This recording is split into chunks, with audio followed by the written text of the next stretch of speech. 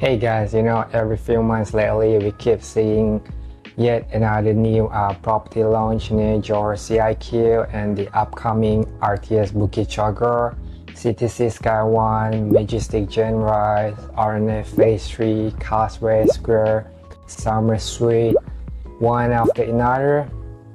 And we keep hearing warnings that there is a property bubble forming in Johor and it is going to burst pretty soon. So let me count the total upcoming units within 1 kilometer of JB CIQ one by one and see what insight we get out of it. So will there be a property oversupply? So let us start with the numbers. Based on the base available informations online, and let me just say upfront, these are just estimate. I haven't verified every figure one by one, but the overall scale won't be that far off, I believe. So first up, we have CTC SkyOne by CTC Development, 1,605 units. Expected completion at 2029. We got RNF Phase 3, about 4,385 units. Completions 2029. Summer Suite, 748 units. Completions 2029. Outerns at 1 Bukit Senyum, 618 units, completions 2029. Majestic Gen Rise, 732 units. Oasis Residence, 618 units. Causeway Square by Exim, 4,500 units. Majestic Gen Spear, 996 units, targeted for 2030. Quayside JBCC, 482 units, and Coronate Residence, 551 units, target completions 2026.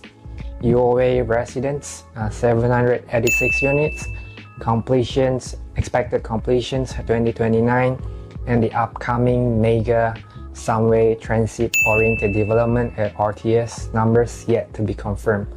So altogether, that is roughly 16,000 upcoming homes right around the CIQ RTS zone. And remember, completion date and total units are only estimates.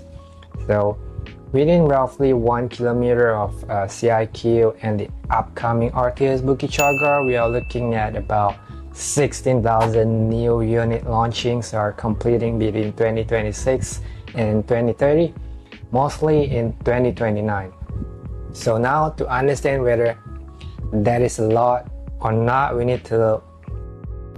So this isn't the first time that Johor Bahru City Center has gone through a wave or a supply wave.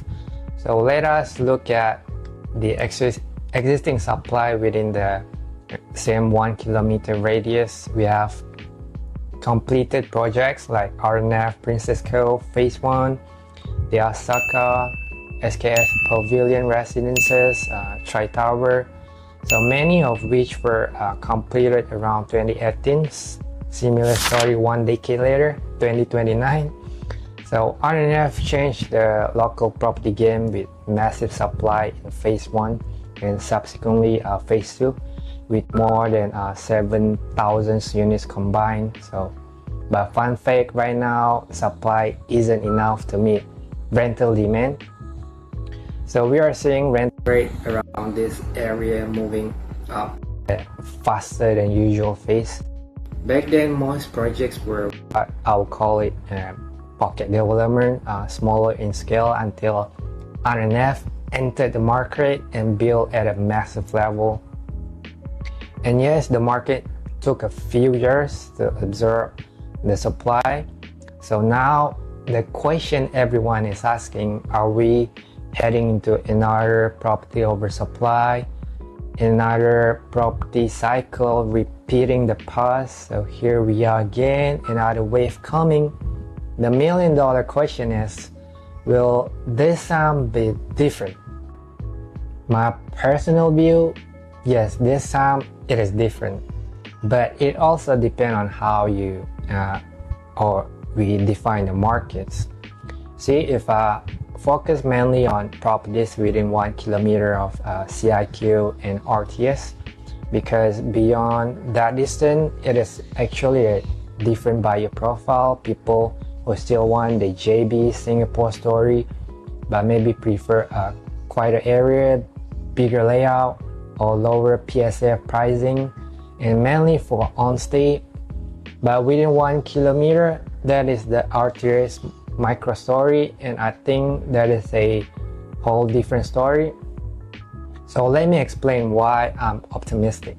So number one is the RTS Link itself. It is not just yet another infrastructure project, it is an absolute game changer for cross-border mobility. For the first time, Malaysians and Singaporeans can clear customs and immigrations for both countries. So it within the same building and reach Woodland North MRT in just about 6 minutes. This will completely change how people view living and working between JB and Singapore. It is a totally different story from the past. So number two, the Johor-Singapore Special Economic Zone, or jssez. So they just concluded their second high-level meeting with, over 100 of business leaders, policymakers, and investors that show serious government-to-government momentum. This isn't just talk anymore. It is real cooperation between the two countries in areas like logistics, healthcare, digital economy, tourism. So something that we didn't see much of in the past. So as wise men say, if you want to spot future investment opportunity, just look at where the government is focusing its policy and infrastructures. That's where the opportunities lies. Number three, the demand side. Think about it. There are close to 1 million Malaysians working in Singapore right now. Many of them are paying higher rental prices in Singapore just to rent a common HDB room. If just 10% of them, say 100,000 people, decide to live in JB once the RTS is ready, 16,000 new units suddenly does not sound like oversupply anymore, right? So we are already seeing this trend.